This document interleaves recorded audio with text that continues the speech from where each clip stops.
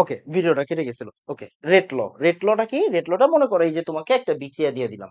এখন তোমাকে আমি বলছি রেট ল মানে কি? অনলি ফর বিক্রিয়ক। কার জন্য? অনলি ফর বিক্রিয়ক, অনলি ফর বিক্রিয়ক। ওকে, আর পাওয়ার কি হবে? আননোন হবে। এবার একটু শিখো। দেখো দেখো দেখো, তোমাকে আমি যদি বলি রেট ল কিভাবে লিখতে হয়, মাথায় রাখবা। এই যে রেট সমানুপাতিক, এটা কিন্তু অন্য জিনিস। রেট ল, একটু আগে রেট শিখছো, একটু আগে কি শিখছো ভাই? একটু আগে কি শিখছো এটা একটু দেখো। একটু আগে কি শিখছো? এই যে দেখো, মনোযোগ দিয়ে খেয়াল করো, আসো।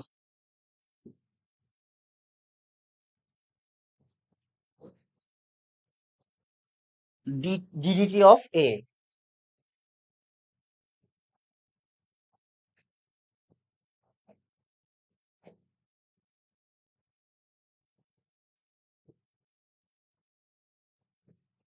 D, negative positive. কেন? বিক্রিয়ক গুলো নেগেটিভ হবে, উৎপাদ গুলো পজিটিভ হবে। এবার পাওয়ার গুলা কি হবে বলতো? সহগ গুলা কি হবে? সহগ গুলা ডিভাইড ভাই হয়ে যাবে। এটা কি? এটা হচ্ছে আমার, এটা কি? এটা হচ্ছে আমার রেট। ওকে, এবার রেট ল কি বলে? রেট ল কি বলে দেখো, রেট ল বলে আর সমানুপাতিক হবে বিক্রিয়ক, অনলি ফর বিক্রিয়ক। রেট ল, এটা কিন্তু একটু আগে শিখছো। এখন এই নতুন একটা জিনিস শিখো, রেট ল। তাহলে আর সমানুপাতিক কি হবে? বিক্রিয়ক। বিক্রিয়ক কি? এ আর বি। সি আর ডি এর কোনো কাজ আছে? এই, সি আর ডি এর কোনো কাজ আছে? না ভাইয়া, সি আর ডি এর কোনো কাম নাই, শেষ। পাওয়ার কি হবে? এদের পাওয়ার কি হবে? আননোন, আমি জানি না। পাওয়ার হচ্ছে মনে করো এক্স, পাওয়ার হচ্ছে ওয়াই। বা কেউ একজন বললো মনে করো এনাম ভাই পাওয়ার হচ্ছে ক, পাওয়ার হচ্ছে খ। দ্যাটস ইট, পড়ালেখা শেষ। ওকে, ওকে। তাহলে এবার দেখো তো এখান থেকে কি লেখা যায়? আর ইকুয়াল কে,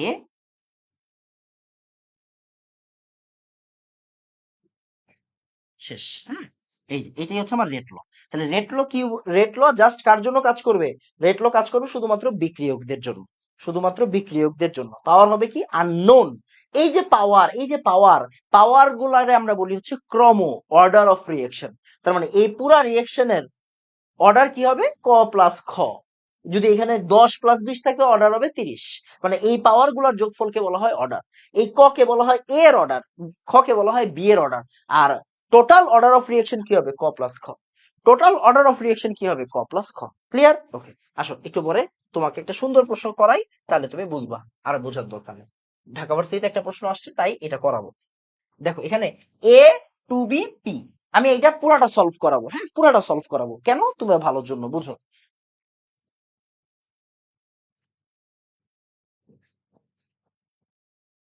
এ আর টু বি মিলে কি তৈরি হয়েছে? পি তৈরি হয়েছে। এবার দেখো রেট তোমাকে কি বলে? রেট বলে, রেট মানে এটা, রেট মানে কি? এটা কি না? হ্যাঁ, এটা মাইনাস মাইনাস প্লাস। ওকে, মাইনাস মাইনাস প্লাস। ওকে, রেট মানে কি এটা নাকি? হ্যাঁ ভাই, রেট মানে এটা। এবার একটু খুব মনোযোগ দিয়ে খেয়াল করবা, রেট মানে তো এটা। হ্যাঁ, এবার রেট ল তোমাকে কি বলে? আর সমানুপাতিক, সমানুপাতিক চিহ্ন উঠাই দিলে একটা ধ্রুবক দিতে হয়, দিলাম। কারে নিয়ে কাজ করব? শুধু বিক্রিয়ককে নিয়ে কাজ করব। দুইটা কিন্তু দুই জিনিস। হ্যাঁ, শুধু বিক্রিয়ককে নিয়ে কাজ করব। পাওয়ার কি হবে ভাইয়া? পাওয়ার আমি জানি না, আননোন। নট এই যে 1 2, এই 1 2 না, নট 1 2। মনে করো আমি দিলাম হচ্ছে এক্স ওয়াই, কেউ দিবে আলফা বিটা, কেউ দিবে ক খ। ওকে, ফাইন। তার মানে একটা জিনিস কি তুমি বুঝতে পারতেছো? এই পুরাটা সমান সমান এই পুরাটার যে কোনোটা সমান সমান এই পুরাটা, রাইট? ওকে, এবার দেখো অ্যান্সার কোনটা হবে বলো। দেখো minus D A by DT equal K A B, না হবে না। DP DT K P alpha. P কেন আসবে? কে এর সাথে সবসময় আমরা বিক্রিয়ক নিয়ে কাজ করব। রেট ল, রেট ল কি বলে? বিক্রিয়ক নিয়ে কাজ করতে, তাহলে পি আসবে না। Okay, D A DT K A B square. কেন স্কয়ার? ওই যে বি এর আগে 2 আছে, তাই এটা স্কয়ার হয়ে গেছে না। ওটা ভর ক্রিয়া সূত্র, এটা রেট ল, ওইটা ভর ক্রিয়া সূত্র, দুটো আলাদা। আর ডিপি ডিটি, ডিপি ডিটি কেন? এই যে ডিপি ডিটি তো আছে রেট ইকুয়াল কে এ আলফা বি বিটা। হ্যাঁ, এটা হবে। কেন? কে এর পরে কি আছে দেখো তো? বিক্রিয়ক আছে। পাওয়ার, পাওয়ার আমি জানি না। আর ডিপিডিটি কি? ডিপিডিটির জায়গায় মাইনাস ডিএ বাই ডিটি থাকতে পারে, মাইনাস ডিবি বাই ডিটি থাকে, যে কোনোটা থাকতে পারে। মানে এটা হচ্ছে আমার রেট। তাহলে অ্যান্সার কোনটা হবে? অ্যান্সার হবে এটা। ম্যাক্সিমাম স্টুডেন্ট এটা পারে না, ম্যাক্সিমাম স্টুডেন্ট এটা পারে না। কঠিন প্রশ্ন, কনসেপচুয়াল প্রশ্ন, ম্যাক্সিমাম স্টুডেন্ট এটা পারবে না। ক্লিয়ার? ওকে, বাদ। আর কোনো কিছু পড়াবো না। আচ্ছা, রেট কনস্ট্যান্টের একক জানতে হবে না, দরকার নেই। রেট কনস্ট্যান্টের একক আসলে না কখনো টেনশন। ওকে, একটা ছোট্ট জিনিস জেনে রাখবা, জাস্ট একটা ছোট্ট জিনিস জেনে রাখবা। কি জেনে রাখবা বলো তো? রেট কনস্ট্যান্ট নিয়ে কোনো পড়া নাই, হ্যাঁ কোনো পড়া নাই। একটা ছোট্ট জিনিস জাস্ট জেনে রাখো, অর্ডার অফ রিয়াকশন। হ্যাঁ, অল্প জিনিস জেনে রাখো।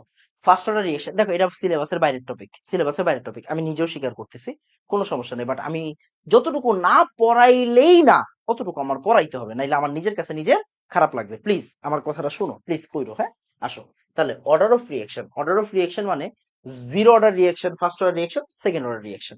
এখন জিরো অর্ডার রিয়াকশন মানে শূন্য ক্রম বিক্রিয়া, এটার একক কি হবে? মোল পার লিটার পার সেকেন্ড। ওকে, শুধু ফার্স্ট অর্ডার রিঅ্যাকশন একক কি হবে? Second inverse one. এটা হতে পারে মিনিট ইনভার্স ওয়ান, হতে পারে ঘন্টা ইনভার্স ওয়ান, হতেই পারে। সর সেকেন্ড অর্ডার রিঅ্যাকশনের রিয়েক্ট তোমার একক কি হবে বলতো? লিটার পার মোল পার সেকেন্ড, লিটার পার মোল পার সেকেন্ড। মোল পার লিটার পার সেকেন্ড একটা হতে পারে, লিটার পার মোল পার সেকেন্ড একটা হতে পারে। ওকে ওকে, জাস্ট এই জিনিসটা একটু জেনে রাখো, এই তিনটা জিনিসের তিনটা একক জেনে রাখো, তিনটা জিনিসের তিনটা একক জেনে রাখবা, আর কিছু কোনো কিছু পড়ার দরকার নেই। ওকে, আচ্ছা, ফার্স্ট অর্ডার রিঅ্যাকশনের ক্ষেত্রে দুইটা সূত্র সবচেয়ে বেশি ইম্পর্টেন্ট, বুঝছো? ফার্স্ট অর্ডার রিঅ্যাকশনের ক্ষেত্রে দুইটা সূত্র খুব ইম্পর্টেন্ট। এই সূত্রটা তোমরা সবাই জানো, দেখো ফিজিক্সে এটা পড়ছো, কোন জায়গায় পড়ছো? ফার্স্ট অর্ডার ক্ষেত্রে টি হাফ সমান সমান 0.693 ডিভাইডেড বাই কে। এটা খুবই ইম্পর্টেন্ট সূত্র, এটা থেকে প্রশ্ন আসে, এটা থেকে প্রশ্ন আসে, আমরা একটু পরে করব। তাহলে 0.693 divided by K, T half মানে অর্ধায়ু, ফার্স্ট অর্ডার রিঅ্যাকশনের অর্ধায়ু কি হবে? টি হাফ। টি হাফ সমান সমান কি হবে?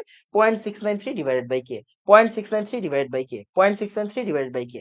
এই সূত্রটা আমরা সবাই শিখছি, ln 2 divide by K. Okay, আচ্ছা, টি 75% সমান 2 টি হাফ, আর টি 87.5% মানে 3 টি হাফ। এটা তোমরা বুঝবা না, বাট জাইনা রাখো, এটা কৃষি একবার জিএসটি তে আসছে, সো এই জন্য ইম্পর্টেন্ট।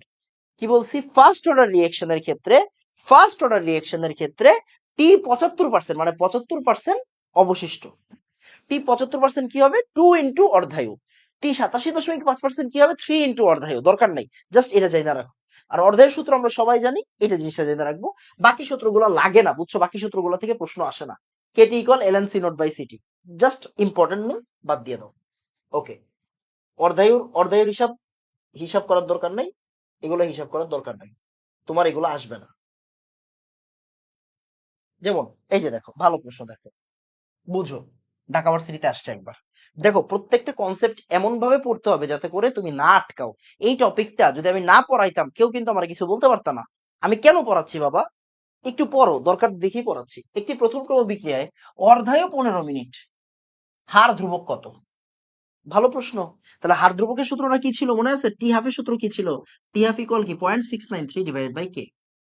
এই যে একটা শিখো, একটা শিখো, হ্যাঁ, কে। এখন চিন্তা করো, তোমাকে কি বলছে? হার ধ্রুবক মানে কে বের করতে বলছে, তাহলে কে ইকুয়াল কি হবে? 0.693 divide by T half. T half কত? 15। এখন 15 কি 0.6 এর ভিতরে যাবে না, 6 এর ভিতরে যাবে না, 69, রাইট। তার মানে আমি কি এখন 69 নিয়ে কাজ করব? কারে নিয়ে কাজ করব? 69। তাহলে দশমিকটাতে তুমি যদি 2 ঘর ডাইনে নাও, তাহলে কি হবে? পাওয়ার 2 মাইনাস হয়ে যাবে, রাইট। এবার দেখো 5 15 75, 5 15 75, তার মানে এরা 5 এর চেয়ে একটু কম। এটা কিন্তু 5 এর চেয়ে একটু কম হবে অ্যান্সার। অ্যান্সার কি হবে? 5 এর চেয়ে একটু কম হবে। তার মানে 5 এর চেয়ে অল্প একটু কম হবে answer, into 10 two the power minus 2। এটাই হচ্ছে আমার অ্যান্সার। শেষ, শেষ। এটা কি শিখে কি ভুল করলাম? না, ফিজিক্সও বুঝে লাগবে। তাহলে দেখো 4.62 হচ্ছে অ্যান্সার হবে, 4.5 না কিন্তু, হ্যাঁ 4.5 হবে না। কেন 4.5 হবে না? 4 15 60, 5 15 75, এটা কি 60 এর আশেপাশে না 75 এর আশেপাশে? 75 এর আশেপাশে, তার মানে 5 এর চেয়ে একটু কম হবে অ্যান্সার, 4.62 হবে অ্যান্সার। আবার দেখো প্রথম ক্রম বিক্রিয়া 50% শেষ হয়েছে 10 মিনিটে, হার ধ্রুবক কত? তাহলে 50% শেষ হয়েছে 10 মিনিটে, তার মানে টি হাফ দেওয়া আছে, তাহলে কে এর ভ্যালু কত হবে দেখো তো? 0.693। এখন এই যে তুমি বুঝে যাবা, 0.693, হ্যাঁ, এটা কত দেওয়া আছে? 10 দেওয়া আছে, 0.693, এটা তোমার অ্যান্সার, রাইট। এখন দেখো এইটা মানে কি? এটা মানে হচ্ছে 0.069। কেন? কারণ দেখো 10 টু দি পাওয়ার মাইনাস 1 হয়েছে, 10 টু দি পাওয়ার কি বলতো? Minus 1, right. এই 10টা ওই সাইডে নিলে 10 মাইনাস 1 কখন হয়? যখন দশমিক তুমি এক ঘর ডাইনে নাও, তার মানে দশমিক এক ঘর বামে ছিল অ্যাকচুয়ালি। দশমিক এক ঘর কি ছিল বলতো? বামে ছিল। এই যে 0.0693, এটা কি হবে? কে কি হবে বলতো? মিনিট ইনভার্স 1 হবে। কে কি হবে? Minute inverse 1। এই যে এটা আছে। কেন? ওই যে মিনিট দেওয়া আছে, দেখো এটা মিনিট দেওয়া আছে। তারপরে দেখো, এই যে এটা খুবই সুন্দর, একটা খুবই স্মার্ট প্রশ্ন, স্মার্ট প্রশ্ন, দেখো স্মার্ট প্রশ্ন দ্রুত সলভ করবা। প্রথম ক্রম বিক্রিয়ার অর্ধায়ু 20 সেকেন্ড।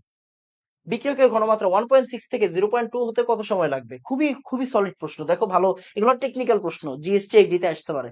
দেখো 1.6 থেকে 0.8 মানে অর্ধেক, 0.8 থেকে 0.4 অর্ধেক, 0.4 থেকে 0.2 অর্ধেক, রাইট?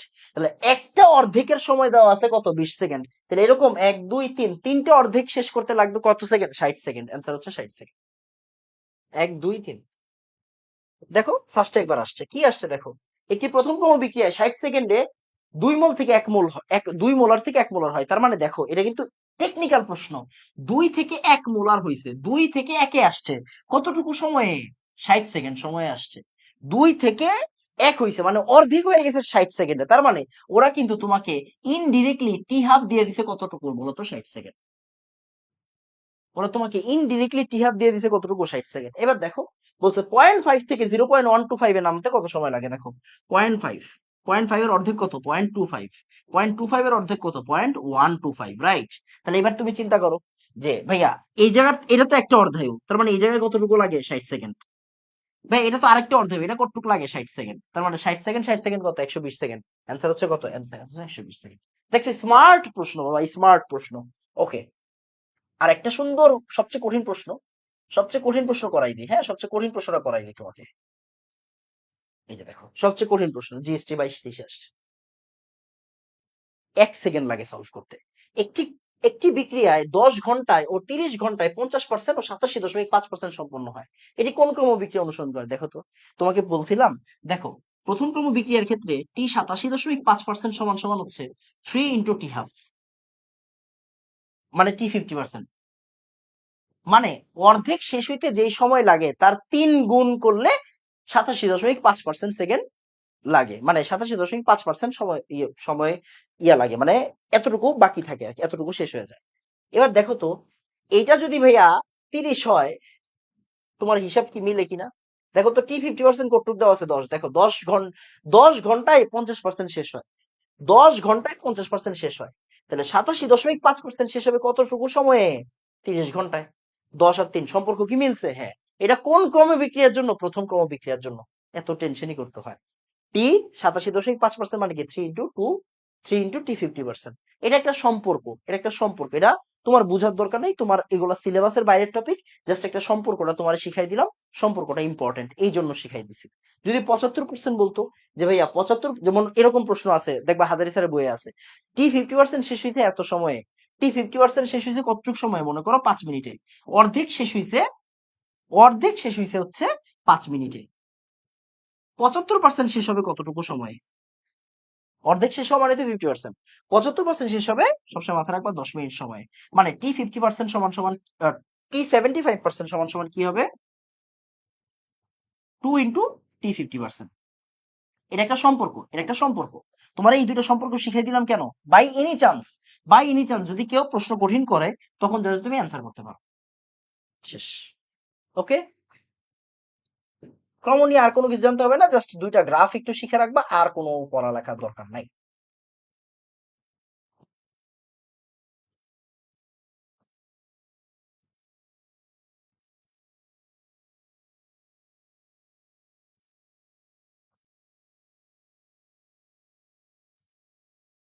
ওকে,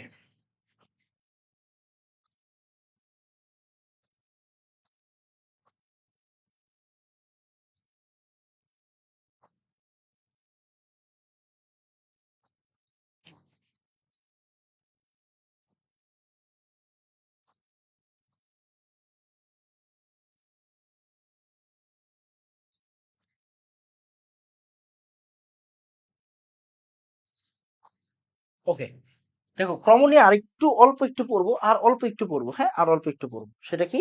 সেটা হচ্ছে কোন বিক্রিয়ার ঘনমাত্রা বনাম সময় লেখচিত্র যে প্রশ্নগুলো আসছে ওইগুলোই শুধু পড়াচ্ছি, কিন্তু আর কোনো কিছু পড়াচ্ছি না, বুঝছো? কারণ তাহলে রিস্ক থাকবে না, বুঝছো? পড়ালেখাটা করে ফেলে রিস্ক থাকবে না। দেখো, তুমি এই তিনটা গ্রাফ একটু দেখবা, প্রথম ক্রম বিক্রিয়া, দ্বিতীয় ক্রম বিক্রিয়া আর শূন্য ক্রম বিক্রিয়া, মানে জ্বর ফর সর। এটাকে আমরা কি বলতেছি? এটাকে আমরা বলতেছি জ্বর, এটাকে আমরা বলতেছি ফর ফার্স্ট অর্ডার রিয়েকশন, আর এটাকে আমরা বলতেছি সর মানে সেকেন্ড অর্ডার রিয়েকশন। এবার দেখো, ফর গ্রাফ এরকম, সর গ্রাফ এরকম, আর শূন্য ক্রম বিক্রিয়া গ্রাফ এরকম, শেষ। এবার দেখো তোমাকে কি বলা হয়েছে, বলছে কোন বিক্রিয়ায় ঘনমাত্রা বনাম সময় লেখচিত্র অন্যগুলো থেকে আলাদা। এটা কি হবে? জিরো অর্ডার অন্যগুলো থেকে আলাদা। কেন জিরো অর্ডার অন্যগুলো থেকে আলাদা? কারণ, না রেকর্ড করতেছি, কারণ জিরো অর্ডার কি, জিরো অর্ডার হচ্ছে, মনোযোগ দিয়ে খেয়াল করো, জিরো অর্ডারের গ্রাফটাই কিরকম, এই যে এরকম, আর বাকিগুলো কিন্তু এক্সপোনেনশিয়াল। এটা কি দেখো তো, এটা এক্সপোনেনশিয়াল, এটা কিন্তু এক্সপোনেনশিয়াল গ্রাফ। কেন? এই সূত্রগুলোর ভিতরে লন থাকে, বুঝছো? Exponential graph. আর এগুলা কি, এগুলা কিন্তু জিরো অর্ডারটা কি, জিরো অর্ডারটা এক্সপোনেনশিয়াল না, এটা কি সরল রৈখিক গ্রাফ। তার মানে আলাদা কি, আলাদা হচ্ছে জিরো অর্ডার রিয়েকশন। প্রথম ক্রম বিক্রিয়ার হার ধ্রুবকের মান নিচের কোনটির উপর নির্ভরশীল নয়? নিচের কোন, মাথায় রাখবা, যে কোনো ধ্রুবক তাপমাত্রার উপর নির্ভরশীল, যে কোনো ধ্রুবক তাপমাত্রার উপর নির্ভরশীল, যে কোনো ধ্রুবক তাপমাত্রার উপর নির্ভরশীল, তার মানে তাপমাত্রার উপর সবাই নির্ভরশীল হয়। বিক্রিয়ার অর্ধায়ু, ভাইয়া হার ধ্রুবক অবশ্যই অর্ধায়ুর উপর নির্ভরশীল। কেন?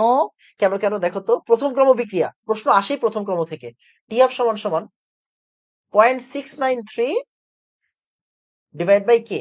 তার মানে এই যে কে কি ওর উপর ডিপেন্ডেন্ট না, রাইট?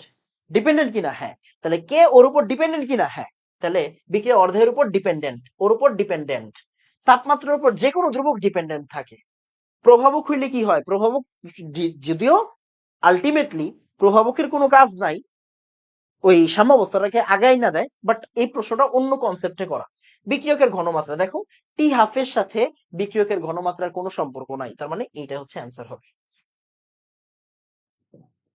মানে হার ধ্রুবকের সাথে টি হাফের কি নাই, কোনো সম্পর্ক নাই। মাথায় রাখবা, ফার্স্ট অর্ডার রিয়েকশনের ক্ষেত্রে বিক্রিয়কের ঘনমাত্রা কনস্ট্যান্ট থাকে, এটা একটু জেনে রাখতে পারো।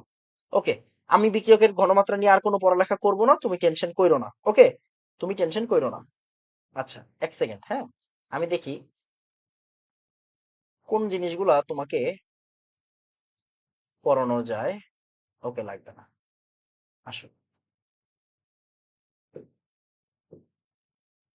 এবার আরএনএসের সমীকরণ, আরএনএসের সমীকরণ তোমাদের সিলেবাসের বাইরের টপিক, তোমাদের সিলেবাসে ছিল একটা টাইমে, এখন সিলেবাসে নাই, তোমার টেনশন নাই।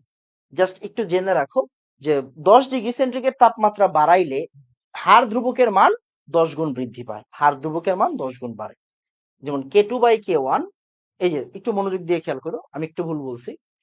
10 ডিগ্রি সেন্টিগ্রেড তাপমাত্রার বৃদ্ধিতে হার ধ্রুবকের মান দ্বিগুণ হয়ে যায়, 10 ডিগ্রি সেন্টিগ্রেড তাপমাত্রার বৃদ্ধিতে হার ধ্রুবক দ্বিগুণ হয়ে যায়। যেমন প্রথমে ছিল K1, এখন আমি টেম্পারেচার বাড়াইলাম 10 ডিগ্রি, প্রথমে ছিল 30 ডিগ্রি, এখন আমি করে দিলাম 40 ডিগ্রি।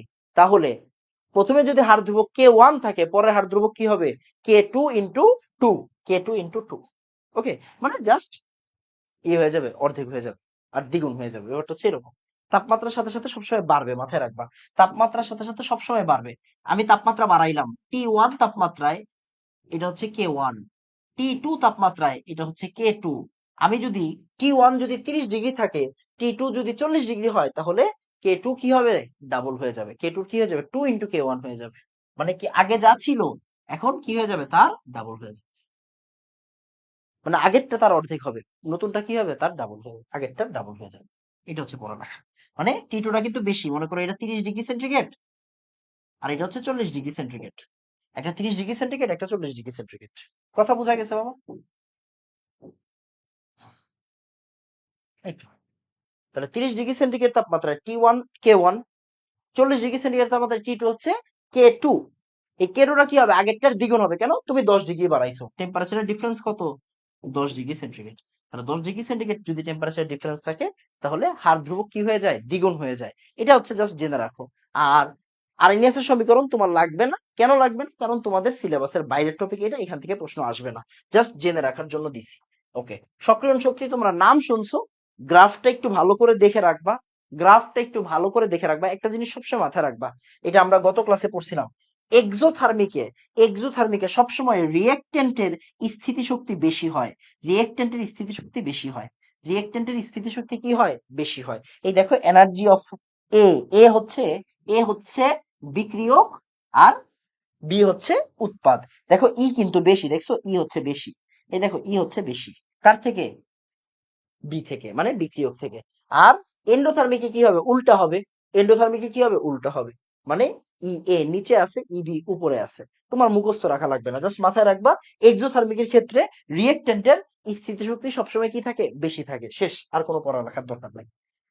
আচ্ছা, আহ কিছু বাংলা কথা একটু মনে রাখতে পারো। যেমন দেখো 10 ডিগ্রি সেন্টিগ্রেড তাপমাত্রা বাড়াইলে কি কি হয়, দ্বিগুণ হয়, আমরা পড়ছি। ওকে, একটা জিনিস মাথায় রাখবা, তাপমাত্রা বাড়াইলে কে বাড়ে, এটা একটু আগে বলছি না, যে কোনো তাপমাত্রার সাথে ধ্রুবকের সম্পর্ক আছে। ভাইয়া তাপমাত্রা বাড়াইলে কে এসপি কে আইবি বাড়ে, বাড়ে। তাপমাত্রা বাড়াইলে কে সি কেবি বাড়ে, বাড়ে। তাপমাত্রা বাড়াইলে কে এ কেবি বাড়ে, বাড়ে। তাপমাত্রা বাড়াইলে কে ডাব্লিউ বাড়ে, বাড়ে। মানে যত কে আছে, যত ধ্রুবক আছে কেমিস্ট্রিতে তাপমাত্রার সাথে ডিপেন্ডেন্ট, তাপমাত্রা বাড়াইলে ওরা বাড়বে।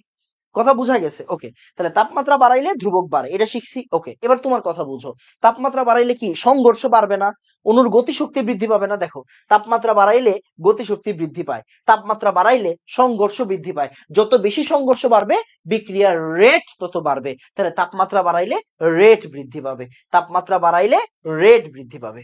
কথা বুঝাইছি? এইবার দেখো, রেট আবার কার ব্যস্তানুপাতিক সম্পর্ক, সক্রিয়ণ শক্তির ব্যস্তানুপাতিক সম্পর্ক। মানে দেখো, রেট মানে কি, মনে করো পরীক্ষার কাটমার্ক, কাটমার্ক যত বেশি হবে, কাটমার্ক যত বেশি হবে তত বেশি কম পোলাপাইন চান্স পাবে, রাইট? ওই যে পরীক্ষার কাটমার্ক যদি মনে করো হচ্ছে ঢাকা মেডিকেল, মানে মেডিকেল পরীক্ষায় কাটমার্ক যদি মনে করো 90 দিয়ে দেয়, চান্স পাবে কি, অল্প পোলাপাইন, রাইট? Common sense. হ্যাঁ, কাটমার্ক, রেট হচ্ছে কাটমার্ক। তো আর ইয়ে মানে কি, চান্স প্রাপ্ত স্টুডেন্টের সংখ্যা, তাহলে রেট যত বেশি হবে ইয়ে তত কম হবে। ওকে, তাহলে এই দেখো ইয়ে যত বেশি, মানে কাটমার্ক যত বেশি বলবো, সংঘর্ষ তত কম হবে, ইকে তত কম হবে, টেম্পারেচার তত কম হবে, রেট তত কম হবে। তার মানে তুমি মাথায় রাখবে এরকম ভাবে, রেট কিন্তু ব্যস্তানুপাতিক কার বলতো, এই যে ই এর। এই যে এইভাবে তুমি চিন্তা করতে পারো, টি আর ই এ, এইগুলা থেকেই মূলত প্রশ্নটা হয়। তো সো এইটা তুমি আলাদা করে মাথায় রাখতে পারো। আমি তোমাকে সুন্দর করে গুছাই দিলাম। ওকে, ফাইন। এবার আর কিছু লাগবে, আর কিছু কি লাগবে? না। যেমন এই যে হার ধ্রুবকের আরএনএসের সমীকরণ, এটা মাঝে মাঝে পরীক্ষায় আসে। So E A by R T K equal N E A by R T. এই যে একটু যে জেনে রাখো, minus EA by R T, minus EA by R T, একদম যেই প্রশ্নগুলো আসে ওই প্রশ্নগুলো পড়বা, এ বাদে কোনো কিছু পড়বা না, বুঝছো? ওই প্রশ্নগুলো পড়বা। আচ্ছা, এই যে আহ তোমার কি বলে এটাকে, আরএনএস এর সমীকরণ থেকে আমরা দুইটা গ্রাফ পাই, একটা হচ্ছে লগ কে ভার্সেস 1/t, একটা হচ্ছে এলএন কে ভার্সেস 1/t। মাথায় রাখবে এলএন থাকলে তো 2.303 হয় না, লগ থাকলে 2.303 হয়। তো যখনই বিক্রিয়ার হার রিলেটেড কোনো গ্রাফ দিবে, সক্রিয়ণ শক্তি রিলেটেড কোনো গ্রাফ দিবে, তখন কি লগ কে ভার্সেস 1/t এর গ্রাফের ঢাল কি হবে, মাইনাস ইএ বাই 2.303 আর। আর এলএন কে ভার্সেস যখন 1/t এর গ্রাফ দিবে, তখন মাইনাস এ বাই আর। একদম জিস্ট পড়াশোনা, যেই জায়গা থেকে প্রশ্ন আসবে, একটা প্রশ্ন সলভ করাই দিই, তোমার পড়ালেখা শেষ। একটা প্রশ্ন সলভ করাই দিই। যেমন এখানে কার কার ঢাল দেওয়া আছে দেখো, এলএন কে ভার্সেস টি 1/t এর গ্রাফ দেওয়া আছে, দেখো 1/t এর গ্রাফ দেওয়া আছে। ঢাল, ঢাল দেখো, ঢাল বলে দিছে কত, -35। ঢাল বলে দিছে কত, -35। এবার দেখো এম বলে দিছে কত, -35। আর আমি তোমাকে কি শিখাইলাম, এম মানে কি বলতো, এম মানে হচ্ছে মাইনাস এ বাই আর। 2.303 নাই কিন্তু, এই 2.303 নাই কিন্তু, দেখো এই যে মাইনাস এ বাই আর, আর minus A by 2.303 R. Okay, এবার দেখো ইকুয়াল -35। তোমাকে বলছে সক্রিয়ণ শক্তি কত হবে, তাহলে এবার দেখো ই এ, এবার মাইনাস মাইনাস তো বাদ, আর আর মানে কি 8.314 কিলো জুলের হিসাব, শক্তি মানে কি কিলো জুলের হিসাব। ওকে, তাহলে 8.314 ইন্টু 35। এখন দেখো তোমার হিসাবটা বুঝো, তুমি হিসাবটা বুঝো, তোমার কি কোনো কাজ আছে 0.314 এর? না। তোমার কাজ কি 35 ইন্টু 8, 3 8 24, মানে 240। 30 ইন্টু 8 কত, 240। আবার 5 5 8 40, 224, 240, সরি এটা কি, 30 আর 8 কত, 240, 5 8 40, 280। তার মানে 280-র আশেপাশের একটা অ্যান্সার হচ্ছে অ্যান্সার। তো এটা হিসাব করলে দেখবা 291 টাইপের একটা ভ্যালু আসা উচিত, 291 টাইপের একটা ভ্যালু আসবে, না 235 টাইপের একটা ভ্যালু আসবে। ওইভাবেও তুমি চিন্তা করতে পারো। 0.3, 0.3 মানে কিন্তু 1/3, 0.3 মানে 1/3 মানে কি 0.33, 0.3 সাথে 35 গুণ দাও, তাহলে 1/3 এর সাথে 35 গুণ দেওয়া, তার মানে 3 12 36, মানে আরো 12 আছে, আরো 12 আছে ভাইয়া, আরো 12 আছে। তাহলে 280 তো পাইছোই, আরো 12 মানে কি 292, তার মানে 291 আনসার। কেমনে মুখে মুখে হিসাব করতে হয় বুঝছো? শেষ পড়ালেখা, আর কোনো পড়ালেখা করার দরকার নাই। অনুঘটক দরকার নাই, অনুঘটকের পড়ালেখা হচ্ছে পরে। মানে এই দেখো, এই যে আমাদের প্রথম যে 34টা স্লাইড, এই প্রথম 34টা স্লাইড পড়লেই কি আমাদের এই রাসায়নিক পরিবর্তনের ফার্স্ট হাফ হয়ে যাবে। সরি, ফার্স্ট হাফ না, মানে প্রথম পার্ট হয়ে যাবে। ওকে, ডান ডান। এবার আসো আমরা হচ্ছে কেসি কেপি স্টার্ট করব। কি স্টার্ট করব? কেসি কেপি। কেসি কেপি পড়লে আমাদের দুনিয়া শেষ, মানে সিলেবাস শেষ। কেসি কেপি পড়লে আমাদের এই চ্যাপ্টার শেষ। আসো, বসে আছো কেন? হেই,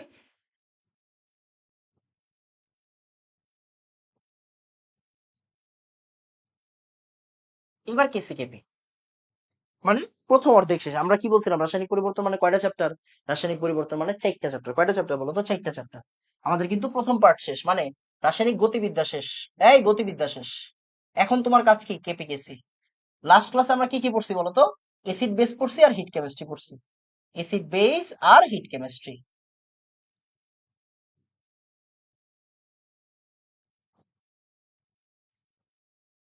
লাস্ট ক্লাসে আমরা এটা পড়ছি। এতক্ষণ আমরা কি পড়লাম? গতিবিদ্যা পড়লাম, কেমিক্যাল কাইনেটিক্স পড়লাম। এখন আমরা কি পড়বো? এখন আমরা পড়বো নান আদার দেন কেপিকেসি। ওকে, নান আদার দেন কেপিকেসি পড়বো। ওকে, আসো, বসে আছো কেন? বিসমিল্লাহ বলো, শুরু করো।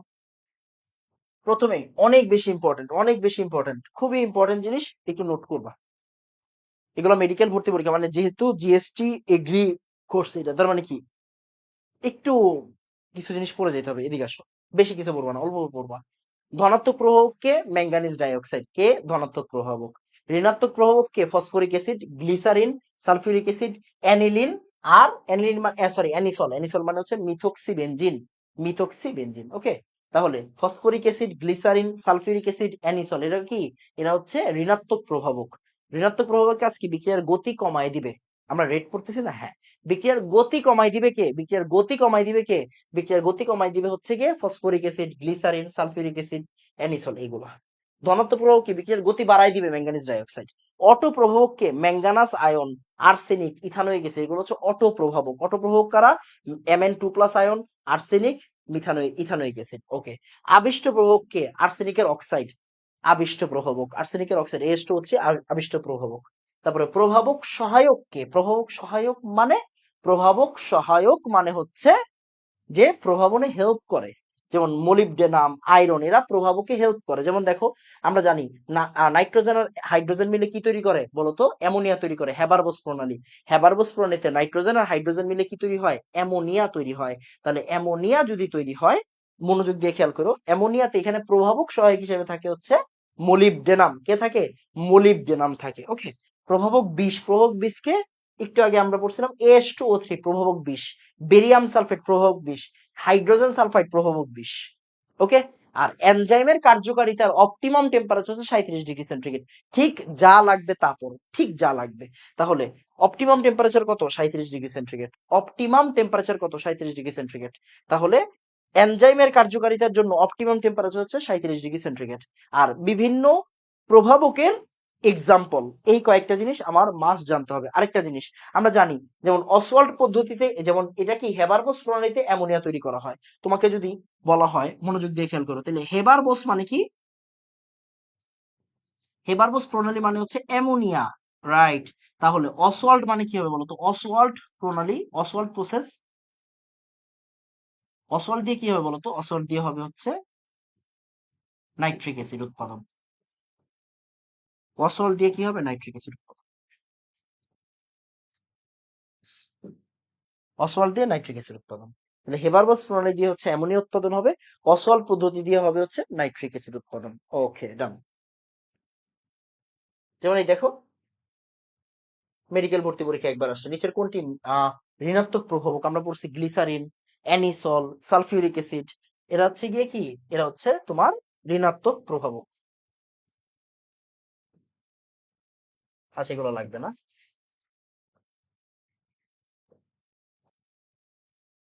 ওকে। বিক্রিয়ার সাম্য ধ্রুবক এবং হার ধ্রুবক উভয়ই নিয়ম কি বলে এটাকে? প্রভাবিত হয় কোন কি দ্বারা? যে কোনো ধ্রুবক, হার ধ্রুবক বলো, বেগ ধ্রুবক বলো, সাম্য ধ্রুবক বলো, যে কোনো ধ্রুবক প্রভাবিত হবে কি দিয়ে বলো তো? টেম্পারেচার দিয়ে। ইয়েস, টেম্পারেচার দিয়ে। বিক্রিয়ার প্রভাবকের কাজ হচ্ছে টাইম কমায় আনা। মাথায় রাখবা, বিক্রিয়ার প্রভাবকের কাজ হচ্ছে গিয়ে টাইম কমায় আনা। এই যে সক্রিয়ণ শক্তি কমানো, প্রভাবক থাকলে কি হয়? সক্রিয়ণ শক্তি কমে যায়, বেশি রেট বাইরা যায়, ওকে, রেট বাইরা যায়। এটা হচ্ছে answer। এই যে প্রভাবকের বৈশিষ্ট্য দেওয়া আছে, এটা একবার রিডিং করবা। এবার আমাদের মূল আলোচনা সেটা হচ্ছে সাম্যাবস্থা। একটু পড়াই দিই, একটু পড়াই, মনোযোগ দিয়ে খেয়াল করো। বেশিক্ষণ লাগবে না, এখান থেকে সব জায়গা থেকে প্রশ্ন আসে না। যা যা প্রশ্ন আসে তা তা পড়তে হবে। মাথায় রাখবা, সাম্যাবস্থা মানে কি? বিক্রিয়াকে উভমুখী হইতে হবে। কি হইতে হবে? বিক্রিয়াকে উভমুখী হইতে হবে। এদের রেট সমান হইতে হবে, ঘনমাত্রাকে কনস্ট্যান্ট হইতে হবে। মাথায় রাখবা দুইটা কথা, ঘনমাত্রা কনস্ট্যান্ট হইতে হবে, রেট সমান হইতে হবে। ঘনমাত্রা কনস্ট্যান্ট হইতে হবে, রেট সমান হইতে হবে। ঘনমাত্রা কনস্ট্যান্ট, রেট সমান, ঘনমাত্রা কনস্ট্যান্ট, রেট সমান। এই দুটো ওয়ার্ড মাথায় রাখবা। আসো আমরা গ্রাফিক্যালি দেখি। মনোযোগ দিয়ে খেয়াল করুন, আমাদের গ্রাফ কয় ধরনের হয়? 3 ধরনের। এরকম একটা গ্রাফ আছে কিনা? আছে। এরকম একটা গ্রাফ আছে কিনা? আছে।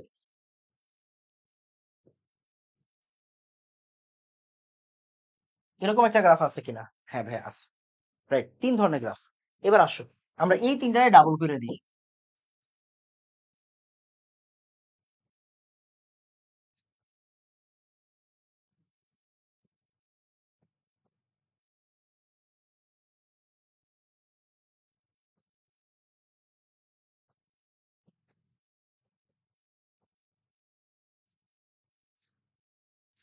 দেখো, আর বনাম টি এর গ্রাফ, সি বনাম টি এর গ্রাফ। পড়ালেখা অনেক সুন্দর, একটু করতে হবে, হ্যাঁ, অল্প একটু পড়ালেখা করতে হবে।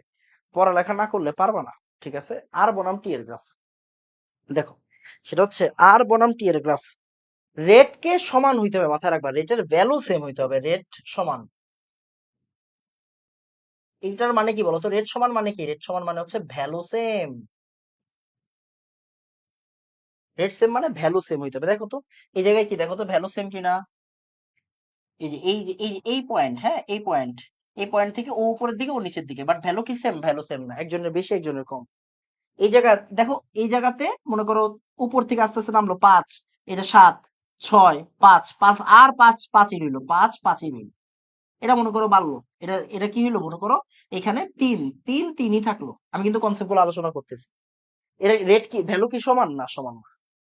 এইখানে দেখো, ও আস্তে আস্তে কইমা 3-এ আসলো, ও আস্তে আস্তে বাইরা 3-এ আসলো, এরপরে 3, 3ই থাকে। এখানে কি রেট সমান? হ্যাঁ। ভ্যালু সমান? হ্যাঁ, সমান। তাহলে ভালো করে তাকাও, এখানে মনে করো আস্তে আস্তে কমতে কমতে এটা 3 হইলো, এটা আস্তে আস্তে বাড়তে বাড়তে 5 হইলো। ঠিক আছে, ও আস্তে আস্তে কমতে কমতে 3 হইলো, ও আস্তে আস্তে বাড়তে বাড়তে 5 হইলো। ভ্যালু কি সমান? না। এখানে এটা সমান, বাট এদের ভ্যালু কি সমান? না।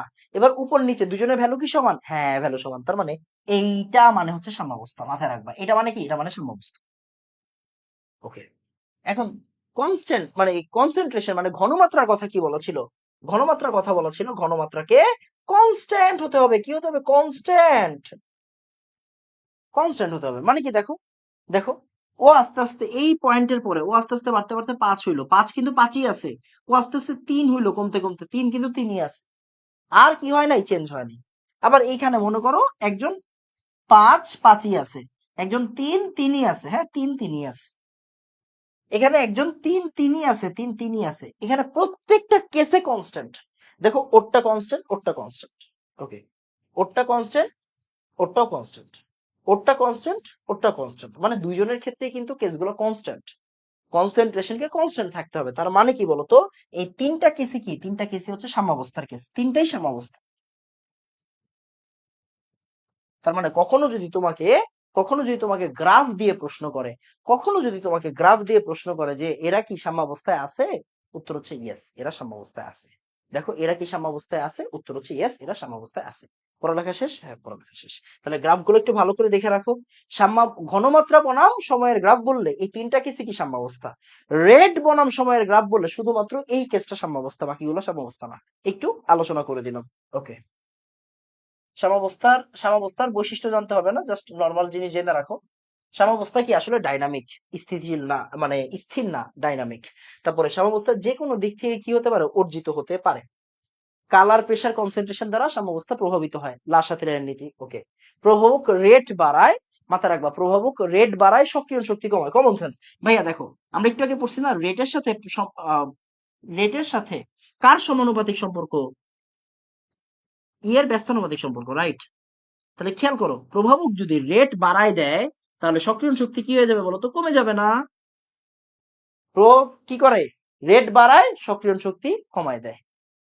টাইম কমায় দেয়, টাইম কমায় দেয়, মাথায় রাখবা, টাইম কমায় দেয়। মানে আমি কি? আমি হচ্ছে প্রভাবক। তুমি একটা জিনিস বুঝতা 10 মিনিটে, আমার জন্য তুমি বুঝবা 5 মিনিটে। কথা বোঝা গেছে? একটা মানুষ একটা টপিক বুঝতে তার 10 মিনিট সময় লাগে, আমার জন্য সময় লাগবে 5 মিনিট। কেন? তাহলে তার কি সমস্যা আছে? না, তার সমস্যা নেই, সে কিন্তু বুঝতো। মানে যেই বিক্রিয়া সাম্য অবস্থায় যাওয়ার কথা সে এমনিই যাইবো, বাট যদি কোনো প্রভাবক আসে টাইমটা কম লাগবে। আমি আসি দেখে তোমার টাইমটা কম লাগছে, এটা হচ্ছে কনসেপ্ট। শেষ। সাম্যাবস্থা প্রভাবিত হয় কি দিয়ে? সাম্যাবস্থা, এটা কিন্তু ধ্রুবক না। সাম্যাবস্থা প্রভাবিত হয় তাপ, চাপ, ঘনমাত্রা, আয়তন, এগুলা দ্বারা। তাপ মানে তাপ, চাপ মানে কি? আয়তনের একটা ব্যাপার সেবার থাকবে। তারপরে ঘনমাত্রা দ্বারা। লা-শাতিলের নীতি। সাম্য ধ্রুবক প্রভাবিত হবে কি দিয়ে? তাপমাত্রা দ্বারা। আমরা জানি যে কোনো ধ্রুবক প্রভাবিত হবে তাপমাত্রা দ্বারা। শেষ।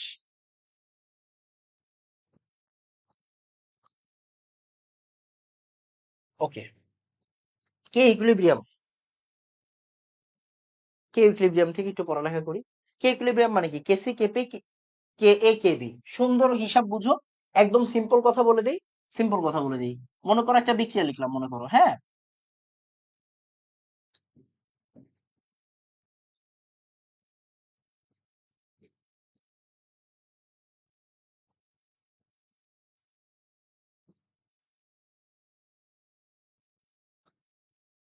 একটা বিক্রিয়া লিখলাম, 2a দিয়ে 3b দিয়ে সূত্র লাগবে। তোমাকে বললাম কেসি লেখো, কি লেখো বললো? কেসি লেখো। কেসি কি লিখবা? কোনো কথা নাই, কেসি। সি এর ঘনমাত্রা, ডি এর ঘনমাত্রা।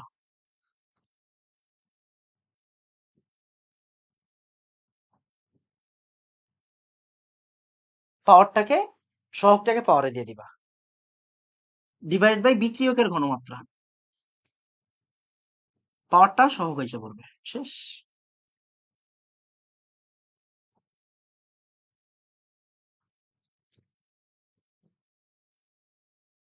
কেপি, কেপি কি হবে বলো?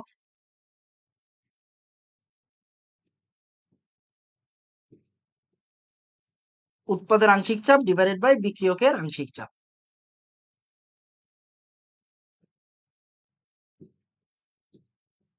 যেমন তাহাই পাওয়ার।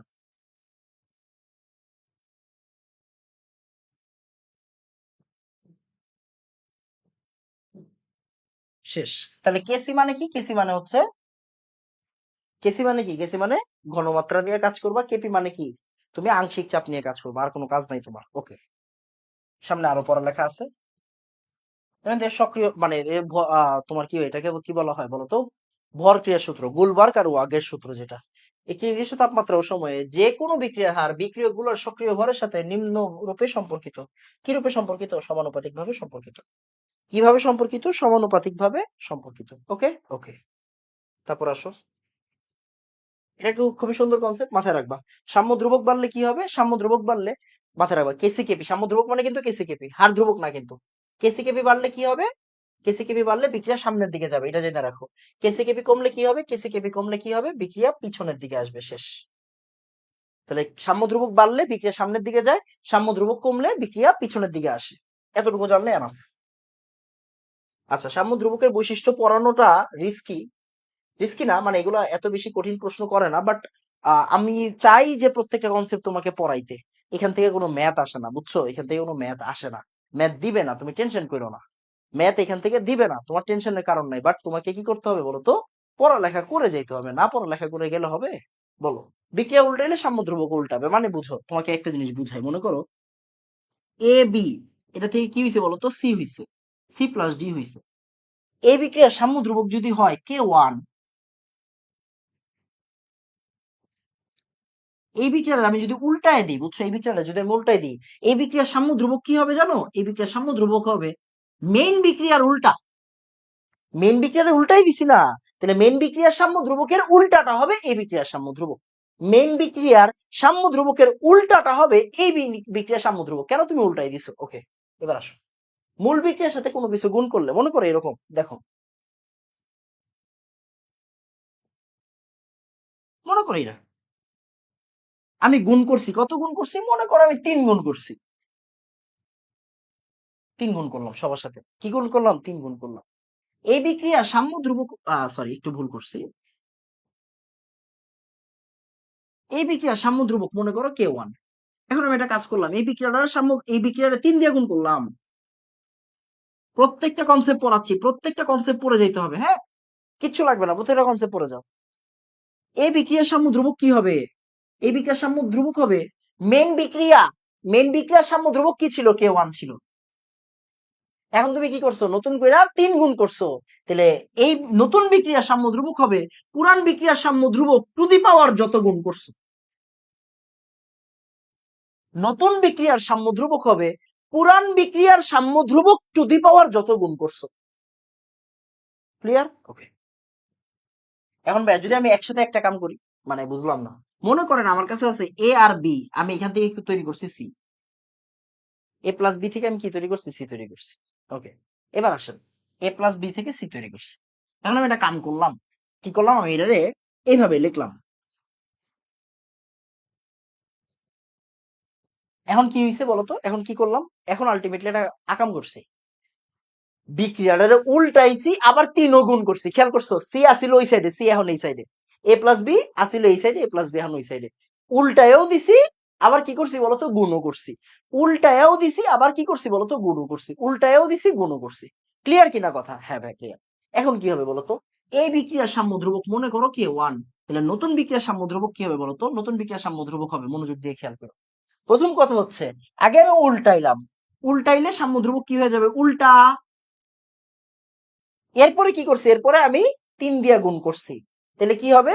মানে স্টেপ বাই স্টেপ চিন্তা করি। মনে করো না ভাই আমি আগে উল্টাইছি, ওকে, তাহলে 1/K1। এরপর আমি 3 গুণ করছি, তাহলে 3 কই চলে যাবে? পাওয়ারে চলে যাবে। ক্লিয়ার? এই কনসেপ্টটা চেনা রাখো, ওকে, আর কিছু লাগবে না।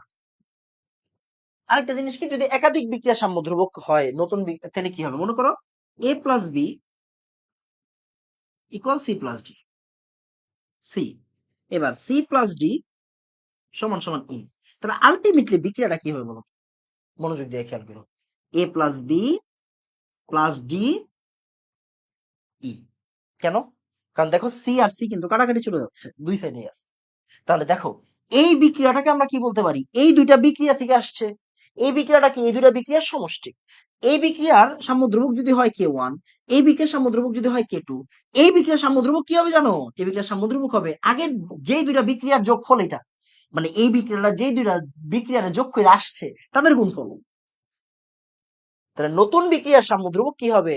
এরা যেই দুইটা বিক্রিয়ার গুণফল থেকে, যোগফল থেকে আসছে, সেই দুইটা বিক্রিয়ার সাম্যদ্রব্যকের গুণফল। প্রত্যেকটা কনসেপ্ট শিখে রাখো, নাইলে পরে গ্যাঞ্জামে পড়বা, বুঝছো? পরে গ্যাঞ্জামে পড়বা।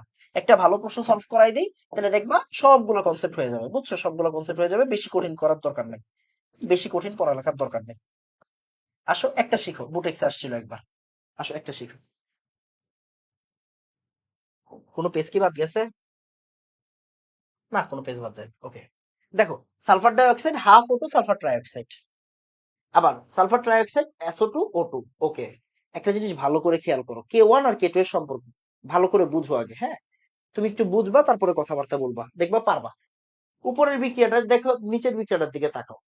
উপরের বিক্রিয়াটা K1, ওকে ঠিক আছে। নিচের বিক্রিয়াটাতে কি করছি আমরা? নিচের বিক্রিয়াটা SO3 ছিল এই সাইডে, এখন SO3টারে কোন জায়গায় আনছি ভালো করে দেখো তো, বুঝো কিনা, এই বুঝো কিনা দেখো, বুঝো কিনা একটু দেখো। SO3 আছে এখন, আগে ছিল ওই সাইডে, এখন SO3 কোন জায়গায়? এখন SO3 হচ্ছে এই জায়গাতে। আগে SO2 আর O2 ছিল বিক্রিয়কে, এখন SO2 আর O2 কোন জায়গায়? উৎপাদে। খেয়াল করছো? হ্যাঁ। এবার দেখো, উপরের বিক্রিয়াটাতে SO3 ছিল একা, এখন 2SO3, তার মানে তুমি 2 গুণ করছো। দেখো তুমি মিলে কিনা। যদি 2 গুণ করে থাকো তাহলে এই SO2 এর আগে 2 হবে, এই হাফের আগে 2 গুণ করলে কি হয়? 1 হয়ে যায়, ওর আগে একই আছে। তার মানে তুমি কি করছো? উল্টাইছো, উল্টাইছো, বুঝো? তাহলে তোমার কাজ কি করছো? তুমি উল্টাইছো আর 2 গুণ করছো। রাইট, উল্টাইছো আর 2 গুণ করছো, কনসেপ্ট ক্লিয়ার। তাহলে কে টু কি হবে, কে টু ভাইয়া উল্টাইছি মানে 1/k1 আর 2 গুণ করছি মানে এটা। এবার দেখো এইটা আসলে তোমার এই জায়গায় দেওয়া নাই, এটা তোমার এই জায়গায় ডিরেক্টলি দেয় নাই, তার মানে এটা এটা একটু সলভ করো। ইঞ্জিনিয়ারিং প্রশ্ন তো কেন করাচ্ছি, যাতে করে তোমার কনসেপ্ট হয়ে যায় k1² = 1/k2, দ্যাটস ইট।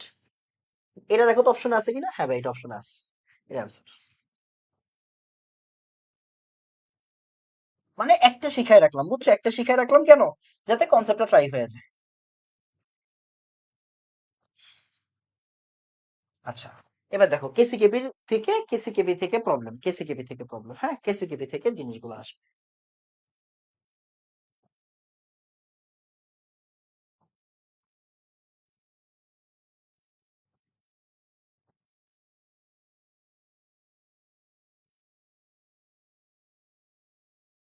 আচ্ছা, যেমন এই যে দেখো, মার্কেট অক্সাইড তাপে নিম্নভাবে ভাঙলে বিক্রিয়ার সাম্যাঙ্ক, সাম্যাঙ্ক মানে সাম্যধ্রুবক, কিভাবে প্রকাশ করা যায়, ভালো করে তাকাও। এই বিক্রিয়াটা তুমি কিভাবে প্রকাশ করবা, কে লেখো। উৎপাদের ঘনমাত্রা মার্কারি স্কয়ার অক্সিজেন, নিচে কি মার্কারি অক্সাইড 2 আছে তাই স্কয়ার। এই বিক্রিয়াটার সাম্যদ্রব্য কি হবে জানো, এই বিক্রিয়াটার সাম্যদ্রব্য হবে কে ইকুয়াল, মানে কেসি মনে করো, কেসি সে কেসি বা কেপি হোয়াট এভার, মানে কে বলতে কেসি কেপি বোঝানো হচ্ছে। শুধু O2 হবে কেন, এটা ভুল, এটা ঠিক কেন, সবসময় মাথায় রাখবা। সলিড আর লিকুইডের ক্ষেত্রে, সলিড আর লিকুইডের ক্ষেত্রে আমরা ভর ক্রিয়া সূত্রের কি, ওটাকে আমরা কি বলি বলতো, ওটাকে আমরা বলি হচ্ছে তোমার সক্রিয় ভর, রাইট, অ্যাক্টিভ মাস। তো সলিড আর লিকুইডের ক্ষেত্রে এগুলোকে এক ধরা হয়, সলিড আর লিকুইডের ক্ষেত্রে এগুলোকে এক ধরা হয়, সলিড আর লিকুইডের ক্ষেত্রে এগুলোকে কি ধরা হয়, এক ধরা হয়। তাহলে এই দেখো এটা মার্কারি লিকুইড আছে, মার্কিউরিক অক্সাইড কিসে আছে, সলিডে আছে। তাহলে অক্সিজেন হচ্ছে গ্যাস, তার মানে এটাকে আমরা কি ধরবো বলতো, এটাকে আমরা ধরবো হচ্ছে জাস্ট ওয়ান, সরি এগুলোকে আমরা ওয়ান ধরবো।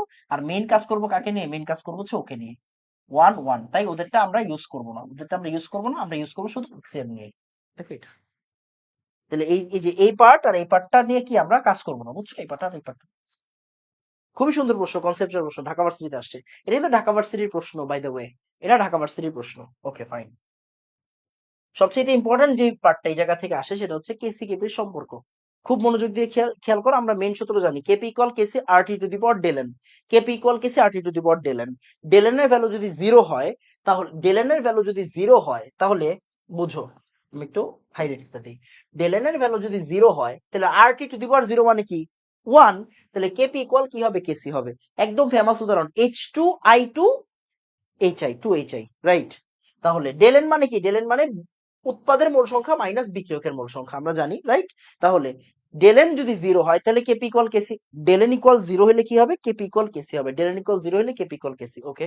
আচ্ছা, ডেলেন ইকুয়াল যদি পজিটিভ হয় তাহলে কেপি বড় হয় কেসি থেকে, কমন সেন্স। এটা যদি পজিটিভ হয় তাহলে কেপি বাইরে যাবে না, কেসি আর এটা গুণ হয়ে যাবে, তাহলে কেপি বাইরে যাবে, রাইট। তাহলে ডেলেন যদি পজিটিভ হয় কেপি বড় হয় কেসি থেকে।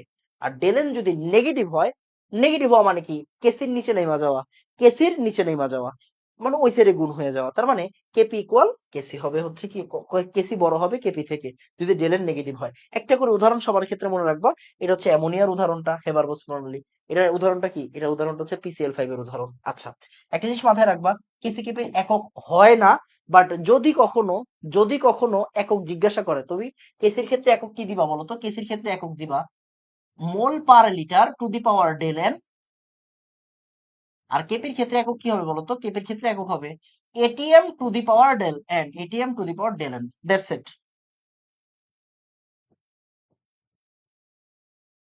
মোল to the power del N, mole per litre to the power del N, ATM to the power del N, কাজ শেষ। এবার দেখো কোন বিক্রিয়ায় কেপি আর কেসি সমান, ওই যে H2I2HI বা অন্যটাও হইতে পারে, আমরা চেক করে নিব, হ্যাঁ আমরা চেক করে নিব। নিচের বিক্রিয়া কোনটি কেপি ইকুয়াল কেসি, দেখো, দেখো এই জায়গায় কিন্তু H2I2 নাই, অন্যটা আছে, ভালো করে তাকাও। এই জায়গায় 1 মোল, এই জায়গায় 2 মোল, এই জায়গায় 2 মোল, মিলছে মিলা নাই।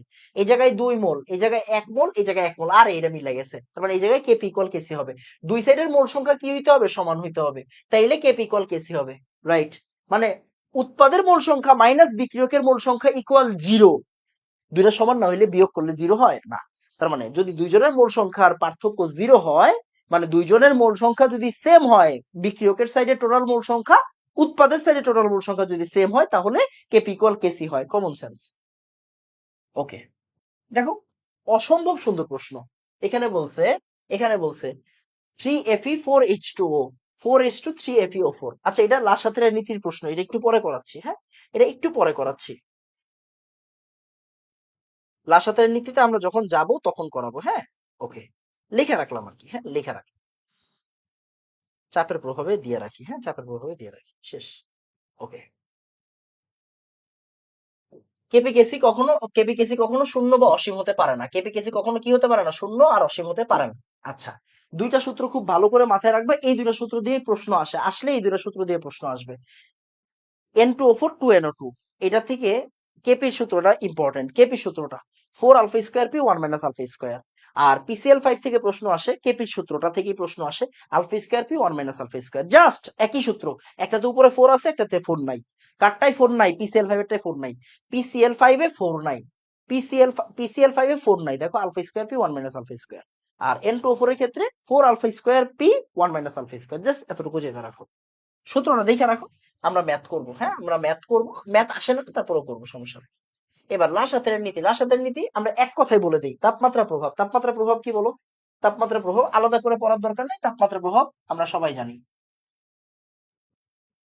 তাপমাত্রা প্রভাব মানে কি? এক্সো আর কি বলতো এন্ডো, এক্সোথার্মিক আর কি বলতো এন্ডোথার্মিক। আমরা জানি তাপ উৎপাদী বিক্রিয়ায় তাপমাত্রা বাড়াইলে সাম্যাবস্থা পিছনের দিকে আসে।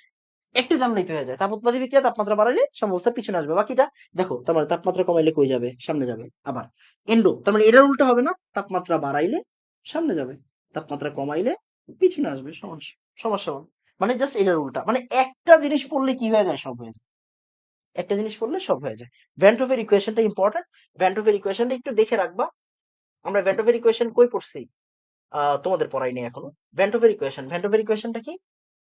ln kp minus del H by R 1/t plus constant. আচ্ছা, এটা মানে কি দাঁড়ায়? এটা মানে দাঁড়ায় এই যে বুঝো বুঝো, মানে এই যে তাপমাত্রার সাথে, হ্যাঁ, তাপমাত্রার সাথে সাম্য ধ্রুবকের সম্পর্ক, তাপমাত্রার সাথে সাম্য ধ্রুবকের সম্পর্ক। আসো একটু ছোট শর্টকাট ব্রিফ করে দিই। এটা হচ্ছে ভ্যান হফের সমীকরণ, এটাকে আমরা কি বলি? ভ্যান হফের equation.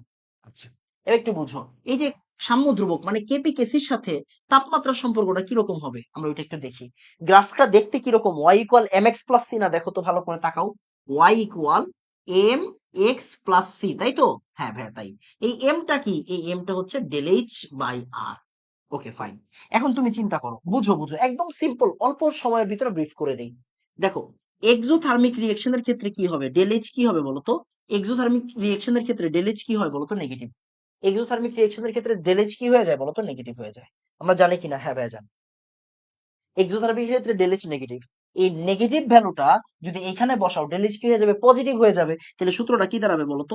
ln kp equal del H by R 1/t plus constant. Okay fine, constant. Okay fine.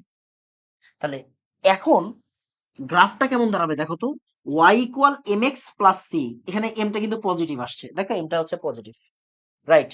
এমটাও কিন্তু পজিটিভ, তার মানে কি গ্রাফটা কেমন হবে বলতো? গ্রাফটা হবে এইরকম একটা গ্রাফ হবে, রাইট? ওকে, এবার দেখো কথার সাথে কথা মিলে কিনা।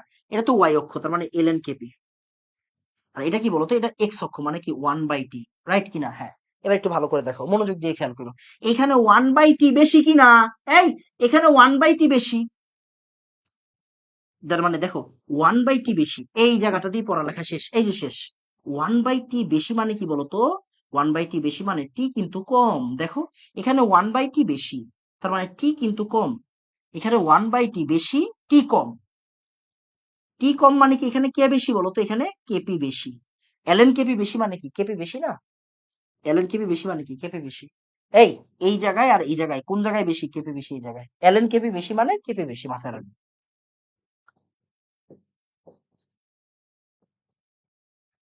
এই যে পড়ালেখা শেষ, এবার এদিকে আসো। তাপ উৎপাদী বিক্রিয়ায় তাপমাত্রা কমাইলে, বিক্রিয়া সামনের দিকে যায়। বিক্রিয়া কোন জায়গায় যায়? তাপ উৎপাদী বিক্রিয়ায় তাপমাত্রা কমাইলে বিক্রিয়া সামনের দিকে যায়। দেখো তো, আমরা বলছিলাম না একটু আগে, সাম্য ধ্রুবক বাড়া মানে কি বলতো? সামনের দিকে যাওয়া। সাম্য ধ্রুবক বাড়লে সামনের দিকে যায়, মিলছে কিনা কথা? ওকে, আবার দেখো, এবার দেখো এই যে কেপি, কেপির ভ্যালুটা কি বলতো? হ্যালো, দেখা যাচ্ছে? আমার মনে হয় দেখা যাবে।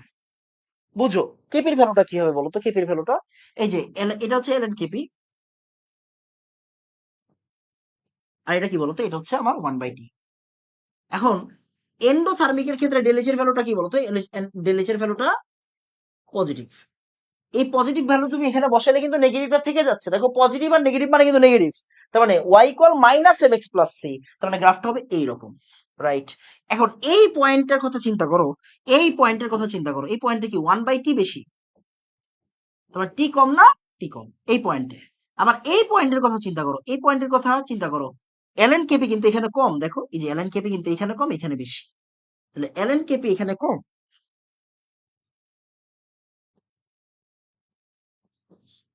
তার মানে এখানে কি কেপি কম? তাহলে একটু মনোযোগ দিয়ে খেয়াল করো, কেপি কম মানে কোন দিকে আসবে? পিছনের দিকে আসবে। এবার আসো, তাপহারী বিক্রিয়ায়, তাপহারী বিক্রিয়ায় তাপমাত্রা কমাইলে পিছনে আসে। তাপহারী বিক্রিয়ায় তাপমাত্রা কমাইলে পিছনে আসে। মিলছে কনসেপ্ট? ওকে, শেষ। চাপের প্রভাব, চাপের প্রভাব আমরা সবাই জানি। চাপের প্রভাব আমরা সবাই জানি। চাপের প্রভাব কি? গ্যাসীয়। আমাদের জিনিসটা কি হচ্ছে? গ্যাসীয় হতে হবে। বিক্রিয়ক উৎপাদ কি হতে হবে? গ্যাসীয় হতে হবে। কি হতে হবে? মোল সংখ্যার পার্থক্য থাকতে হবে। কি থাকতে হবে বাবা? মোল সংখ্যার পার্থক্য থাকতে হবে। তাহলে গ্যাসীয় হতে হবে আর মোল সংখ্যার পার্থক্য থাকতে হবে। তাহলে কি হবে? দেন চাপ বাড়াইলে বেশি থেকে কমের দিকে যাবে।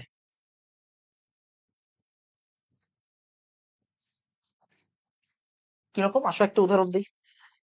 দুইটা বিক্রিয়া দিই। N2 3H2 টু অ্যামোনিয়া, মনোযোগ দিয়ে খেয়াল করো। দুইটা বিক্রিয়া দিব, হ্যাঁ সেম বিক্রিয়া দিব দুইটা।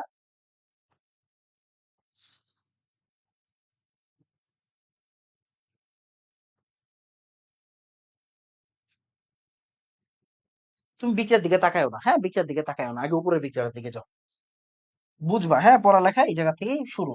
বুঝবা, সিম্পল জিনিস দেখো। ও কি গ্যাসীয়? হ্যাঁ ভাই গ্যাসীয়। ও কি গ্যাসীয়? হ্যাঁ ভাই গ্যাসীয়। ও কি গ্যাসীয়? হ্যাঁ গ্যাসীয়।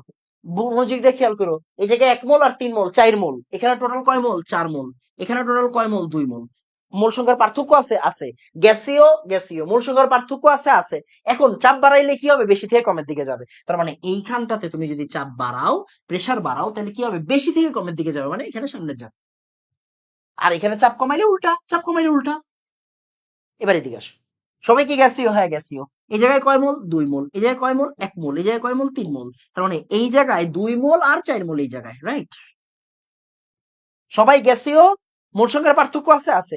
এখন কি হবে? চাপ বাড়াইলে বেশি থেকে কম হবে, মানে এখন কিন্তু এইটা বেশি থেকে কম, 4 থেকে 2। হ্যাঁ হ্যাঁ।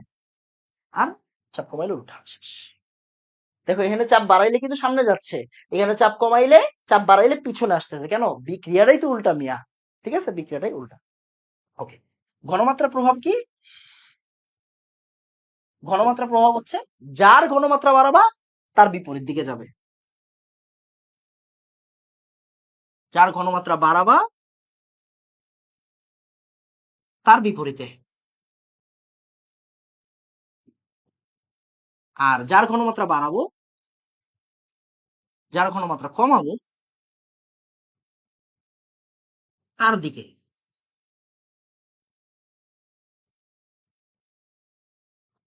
যার ঘনমাত্রা বাড়াবো তার বিপরীতে যাবে, যার ঘনমাত্রা কমাবো তার দিকে যাবে, শেষ।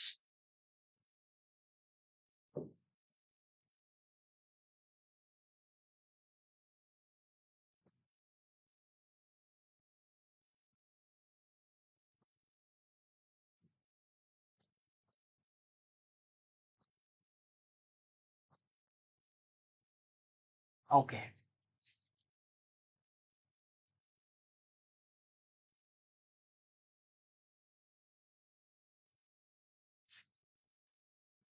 এক সেকেন্ড, হ্যাঁ এখানে কিছু জিনিস এক্সট্রা আসছে, ওইগুলো একটু ডিলিট করে দিচ্ছি।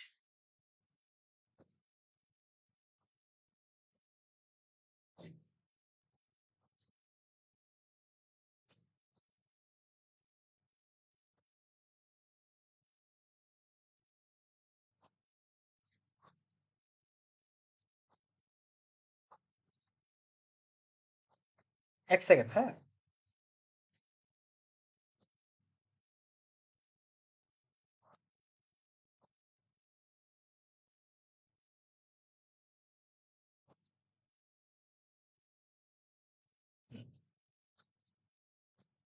শেষ, আমাদের কাজ শেষ। এবার লাস্ট সাথে নীতি থেকে বিভিন্ন টাইপের প্রশ্ন আসে, যেমন এটা ঢাকা ভার্সিটির খুবই ফেমাস প্রশ্ন। ও সলিড, সলিড নিয়ে আমাদের হিসাব নাই, বুঝছো? গ্যাস আর গ্যাস নিয়ে আমাদের হিসাব। দেখো এই জায়গায় সলিড বাদ, এই জায়গায় সলিড বাদ, এবার গ্যাস দেখো, এই জায়গায় গ্যাস, এই জায়গায় গ্যাস, ওকে। এই জায়গায় 4 মোল, এই জায়গায় 4 মোল। এখন তোমার বলছে চাপ বাড়াইলে কি হবে? চাপ বাড়াইলে বেশি থেকে কম। এখানে তো মূল সংখ্যার পার্থক্যই নাই, তার মানে কি চাপ বাড়াইলে সাম্যাবস্থা চেঞ্জ হবে না, তার মানে ইকুইলিব্রিয়াম ইজ আনঅল্টার্ড। আনঅল্টার্ড মানে কি? যেমন অল্টারনেটিভ, অল্টারনেটিভ মানে কি? এটার পরিবর্তে ওইটা, রাইট। আমরা যেমন বলি বায়োলজির অল্টারনেটিভ ছায়ার ম্যাথ, ফোর্থ সাবজেক্ট, সে কথার কথা। আর আনঅল্টার্ড মানে সিনোনিম, এন্টোনিম, সিনোনিম উল্টাটা।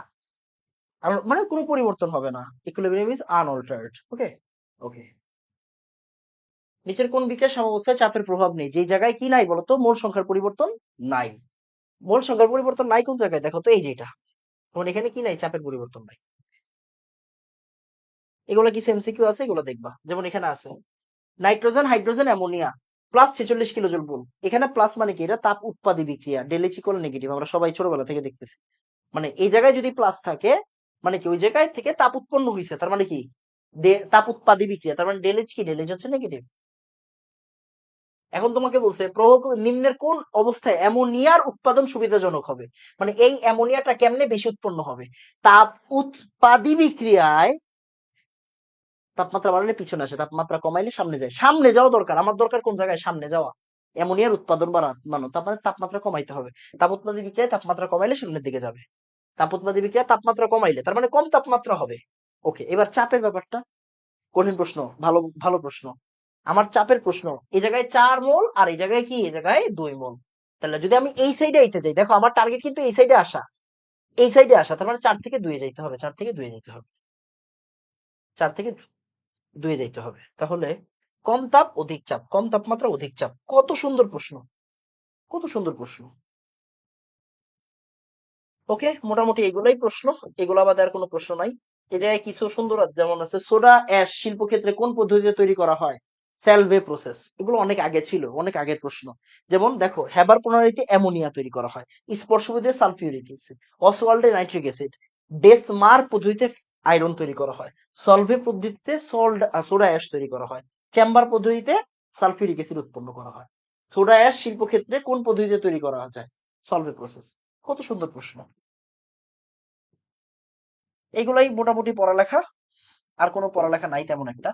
যেমন কেপি ইকুয়াল কেসি কোনগুলা? কেপি ইকুয়াল কেসি কোনটা বলতো? এই যে এটা কেপি ইকুয়াল কেসি। ওকে, এটা পারবা তুমি। যেমন দেখো এই যে এই একটা প্রশ্ন, এই প্রশ্নটা খুবই সুন্দর একটা প্রশ্ন। এই প্রশ্নটা নর্মাল, অনেক আগের প্রশ্ন, এই ধরনের প্রশ্ন আসে না। এই ধরনের প্রশ্ন কিন্তু এখন দেয় না, আমি বারবার করে বলতেছি, এই ধরনের প্রশ্ন মানে ম্যাথ দিবে না কেপিকেসি থেকে। 18.5%, দেখো ওরা বলে দিছে 18.5%। 18.5% N2O4 25 এক এটিএম হিসেবে বিয়োজিত হলে কেপির মান কত? এখন এই ধরনের প্রশ্ন সলভ করবো কেমনে? N2O4 এর বিক্রিয়াটা কি জানি? 4 alpha square P 1 - alpha square, 4 alpha square P 1 - alpha square. Just value গুলা ইনপুট করবা। 0.1, দেখো 18.5%, রাইট? তার মানে এটা তো তুমি বুঝতে পারতো 0.125, 18.5/100। দেখো 18.5/100 মানে কি 10 - 2, -2 মানে কি? এটা আলটিমেটলি 2 ঘর ডানে ছিল, বামে ছিল আর কি। তাহলে কি হবে? 0.185, রাইট? দশমিকটা কি ছিল? এই জায়গায় ছিল 185। এখন দেখো 4 × 0.185, 0.185 রে তুমি 0.18 ধরো না, 0.2 ধরো। 0.2 এর স্কোয়ার কি? 0.4 না? ওকে, তাহলে দেখো 4 alpha square P 1 - alpha square, এই যে চিন্তা করো কেমনে সলভ করবো। দেখো 0.185 রে 0.2 ধরো, 0.2 এর স্কোয়ার মানে 0.4, এটা কি জানি? জানি। তাহলে 4, পি এর ভ্যালু কিন্তু জানি 1 ATM। সব তো আর কঠিন দিবে না, একটা কঠিন দিবে। এবার দেখো 0.2 স্কোয়ার মানে কি? 0.4 ইন্টু 1 বাদ দিলাম, 1 - 0.4। এবার দেখো এখন তোমার জন্য ইজি হয়ে গেছে, বুঝো বুঝো। 4 × 4 = 16, 1.6, রাইট? 1.6। দেখো 4 আর এটা কত? 4/10 মানে 1.6। আর এটা কি আসবে? 1 থেকে 0 পয়েন্ট বাদ দিলে কি? 0.6। এখন তুমি যদি সলভ না করতে পারো, এটা তোমার ব্যর্থতা।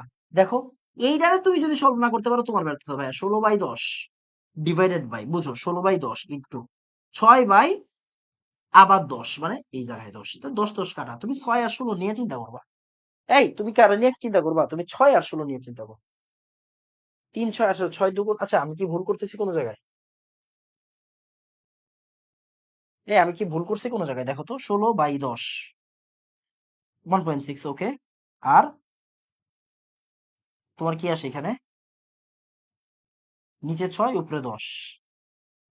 ওকে, ঠিক আছে। তাহলে এবার দেখো, কাটাকাটি করো। কি দিয়ে কাটবা? 4 দিয়া না, 2 দিয়া। 3 আর হচ্ছে 8, 8/3। 3 দুগুণা 6, 3 তিরিকা 9, 2 দশমিক, অনেক বড় একটা ভ্যালু আসবে, 2.78 এরকম টাইপের একটা ভ্যালু আসবে। ওকে, এখানে একটু হয়তো 4 alpha square P 1 - alpha square. আচ্ছা, এই জায়গায় একটু ভুল আছে, এই জায়গায় একটু ভুল আছে। ঠিক আছে, এখানে একটু ভুল আছে, হতে পারে। হ্যাঁ, এই জায়গায় একটু ভুল আছে, হতে পারে, বা আমার ক্যালকুলেশনে একটু ভুল হইতে পারে। আমার এখানে তো ভুল হওয়ার কথা না, একটু ক্যালকুলেটর দিয়ে চেষ্টা করে দেখি তো।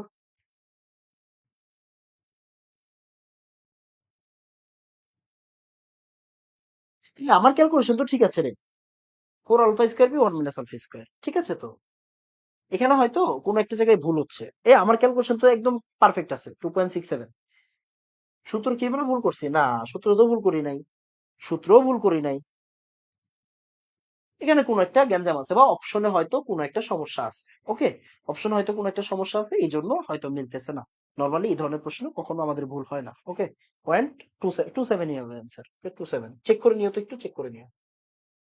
ওকে, দেখো, এই বছর জিএসটি তে একটা প্রশ্ন আসছে, চেক করে আসো। হ্যাঁ, এখানে কি বলছে? এখানে বলছে NO2 এর আংশিক চাপ কত। কি কি দেওয়া আছে? কেপি দেওয়া আছে, N2O4 এর আংশিক চাপ দেওয়া আছে, NO2 এর আংশিক চাপ কত। অনেকে এটা পারে না বা বুঝে না, বুঝার কিছু না, বুঝার কিছু নাই। দেখো, N2O4, 2NO2। এখন তোমাকে আমি বললাম কেপি কল কি হবে? কেপি কল এটা হচ্ছে মূল ফরম্যাট। হ্যাঁ, তাহলে NO2 এর আংশিক চাপ আর N2O4 এর আংশিক চাপ। দেখো, কখনো সূত্র ইউজ করতে হবে, কখনো মূল ফরম্যাট ইউজ করতে হবে। এখন দেখো, কেপি তোমাকে বলে দিছে, আর NO2 এর আংশিক চাপ জিজ্ঞাসা করছে। এই যে NO2 এর আংশিক চাপ জিজ্ঞাসা করছে, তারপরে তুমি বুঝতে পারছো এইটা আর এটা গুণ করে রুট করে দিতে হবে। তাহলে পি অফ NO2 কি হবে? দেখো, তোমার চোখের সামনে করি। কেপি কত দেওয়া আছে? কেপি দেওয়া আছে, কেপি দেওয়া আছে 0.008। দেখো, 0.008 মানে 8 × 10⁻, এই দেখো, 0.3 ঘর ডাইনে গেল, 10⁻³ আর এটা আছে তোমার আংশিক চাপ, এই যে P N2O4, ওটা কত দেওয়া আছে? 0.8, মানে কি 8 × 10⁻⁻1। তোমার চোখের সামনে করতেছি, তোমার চোখের সামনে করতেছি, বুঝো আগে। হ্যাঁ, বুঝো। 8 × 8 = 64 আর -4। এখন তুমি কি করবা বলো? এখন এটা কিন্তু স্কোয়ার, তাই না? এবার তুমি বুঝো। এবার তুমি যদি এখান থেকে অ্যান্সার না করতে পারো, তোমারে পিটাবো। 64, এবার স্কোয়ারে রুট করে দাও। 64 একটা বর্গ, পূর্ণবর্গ সংখ্যা। তাহলে 8 × 8 = 64, আর 10⁻⁻4 রুট করলে 10⁻², আসবে। সিম্পল প্রশ্ন। ওকে, দেখো, জিএসটি 22-23 আসছে। কেন ম্যাথ করাচ্ছি? সব পড়ানো শেষ, এই জন্য এখন ম্যাথ করাচ্ছি। সব পড়ানো শেষ বাবা, হ্যাঁ, এই জন্য এখন ম্যাথ করাচ্ছি। আসো, 27 ডিগ্রি সেন্টিগ্রেড তাপমাত্রা এ থেকে টু বি হয়, কেপির মান এত দেওয়া আছে, কেসির মান কত? ওকে, আমরা জানি না, আমরা পারি না এটা। হ্যাঁ, আমরা পারি না, কোনো সমস্যা নাই। কেপির মানও দেওয়া আছে, কেসির মান জিজ্ঞাসা করছে, তাহলে আমাদের সূত্রটা কি বলতো? কেপি ইকুয়াল কেসি RT⁻∆n, রাইট, RT⁻∆n, কেসি RT⁻∆n। ডেল এন কত? 2 - 1, তার মানে RT তে তোমার কোনো গ্যাঞ্জাম নেই। খেয়াল করছো? RT তে তোমার কি নাই বলতো? কোনো গ্যাঞ্জাম নেই। ওকে, ডেল এন কিন্তু এখানে 1, দেখো, 2 - 1, তার মানে 1। এখন তোমাকে বলছে কি বলতো? তোমাকে বলছে কেসি কত, তাহলে কেপি, কেপি কত আসে দেখো তো? 8.314। ওরা দিয়ে দিছে, আমরা দেই নাই। হ্যাঁ, ওরা দিয়ে দিছে, দেখো, ওরা দিয়ে দিছে 8.314 কেপি। আচ্ছা, প্যাসকেল, প্যাসকেল মানে কিন্তু SI unit, newton per metre square. Okay, দেখো, প্যাসকেল মানে কি বলতো? প্যাসকেল দিছে, কে প্যাসকেল মানে এটিএম। ওকে, এটিএম এর জায়গায় ওরা কি দিছে? প্যাসকেল দিছে। হতেই পারে, হতেই পারে, মানে কি নিউটন পার মিটার স্কোয়ার, মানে কি এসআই ইউনিট দিছে। ওকে, এসআই ইউনিট দিছে। ওকে, তার মানে তুমি কিন্তু বুঝতে পারতেছো এখানে তোমার কোনো গ্যাঞ্জাম নাই, স্কোয়ার। ক্লিয়ার? ওকে, এবার দেখো, তুমি আর আর টি বানাবা, আর আর টি দেখো, আর আর টি ভালো করে দেখো, আর আর কত, আর নিজেও কি 8.314 জুল পার কেলভিন। জুল মানে কি, যে এসআই ইউনিট। ওকে, টেম্পারেচার, টেম্পারেচার কত, 27 মানে 300। ভ্যাদ 27 মানে কত, 27 মানে 300। ওকে, এবার দেখো এটা কাটো, এটা কাটো, উপরে 100 নিচে 300, দ্যাট মিন্স 1/3 হচ্ছে অ্যান্সার। কত সুন্দর প্রশ্ন ভাইয়া, দেখছো কত সুন্দর প্রশ্ন। এগুলো কোনো কাটাকাটি হইলো না? কাটাকাটি তোমারে দেখাচ্ছি, দাঁড়াও। একটা কঠিন প্রশ্ন দিই নাকি?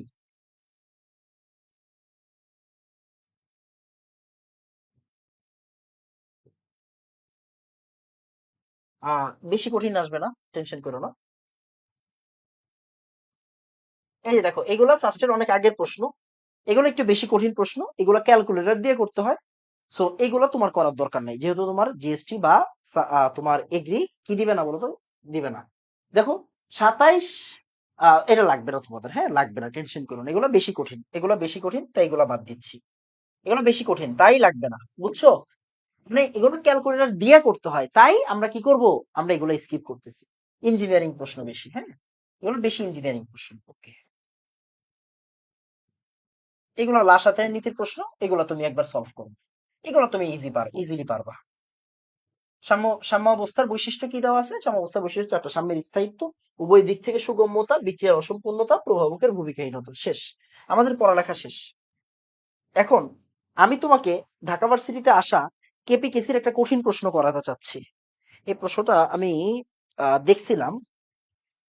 আসো একটা করি, হ্যাঁ একটা কঠিন প্রশ্ন করি, একটা কঠিন প্রশ্ন করে তোমাকে ছেড়ে দিচ্ছি, চ্যাপ্টার শেষ আমাদের। মানে কেপিকেসি থেকে একটা প্রশ্ন আসছে ঢাকা ভার্সিটির ইতিহাসে 17-18 সেশনে, ওইটাই সবচেয়ে কঠিন ম্যাথ ছিল। এন্ড ওই কঠিন ম্যাথ আমরা কিভাবে করব তোমাকে দেখাচ্ছি। 1 সেকেন্ড টাইম দাও আমাকে শুধু, হ্যাঁ। এই যে 17-18তে, ডিও 17-18তে আসছিল। কেপির মান দেওয়া আছে 1.9 10⁻³ কেপির ভ্যালু দেওয়া আছে। আর কেসির মান কত জিজ্ঞাসা করছে। ওরা বিক্রিয়া দিয়ে দিছে, একটা বিক্রিয়া দিয়ে দিছে 2NOCl2 2NOCl। ওকে,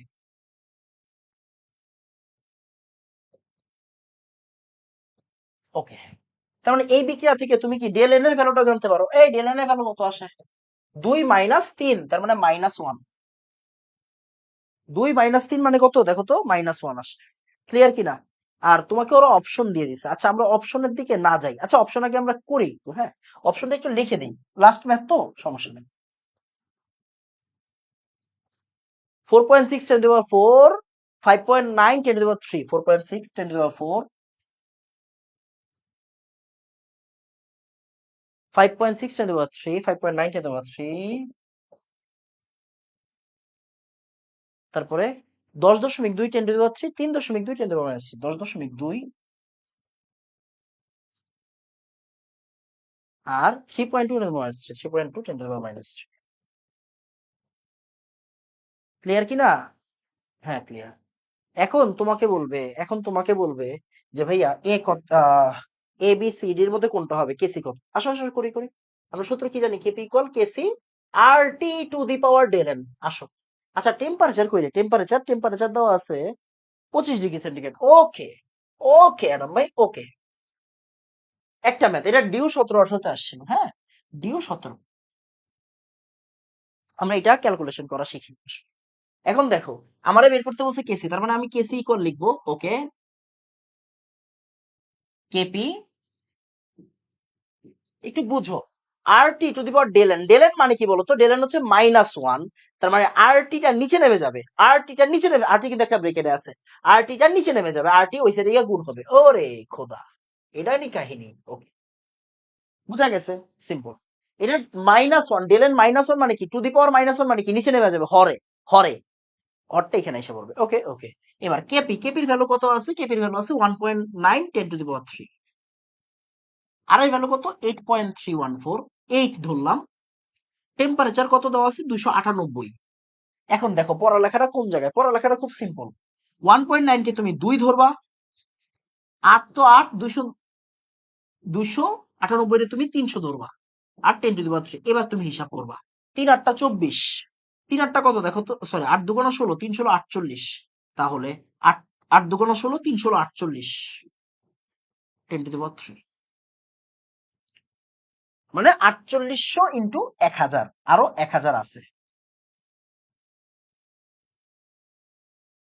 ওকে, এইটা এটা কত এরকম। এইটার কাছাকাছি ভ্যালু কোনটা বলো তো? এই যে এটা। দেখো এখন তুমি মনে করো, এখন মনে করো হচ্ছে আমি দশমিকটারে এক ঘর ডান এক ঘর কিসে আনবো বলো তো? সে এই যে দেখো, এই যে 48, এটা 48 হিলারের, এটা 46 হিলারের শেষ। তুমি এইভাবে চিন্তা করতে পারো, খুব সিম্পল জিনিস। খুবই সুন্দর প্রশ্ন, মানে এইগুলা এগুলা যদি না পারো তাইলে হবে না। আমার হিসাবে কি কোনো ভুল আছে? আমার মনে হয় হিসাবে কোনো ভুল নাই। থাকলেও ম্যাথ ঠিক আছে। মানে 48-এর কাছাকাছি সংখ্যা, এটা 46-এর কাছাকাছি সংখ্যা। এভাবে অ্যান্সার করে ফেলা যাবে খুব ইজিলি, এখান থেকে অ্যান্সার করে ফেলা যাবে। ক্লিয়ার বাবা? ওকে, সিম্পল জিনিস। তো এতটুকু থাকবে। আমাদের রাসায়নিক পরিবর্তন কমপ্লিট। রাসায়নিক পরিবর্তন থেকে ইনশাল্লাহ আর কোনো প্রশ্ন তোমাকে কেউ আটকাইতে পারবে না। Done and dusted. আসসালামু আলাইকুম ওয়া রাহমাতুল্লাহ। ধন্যবাদ সবাইকে।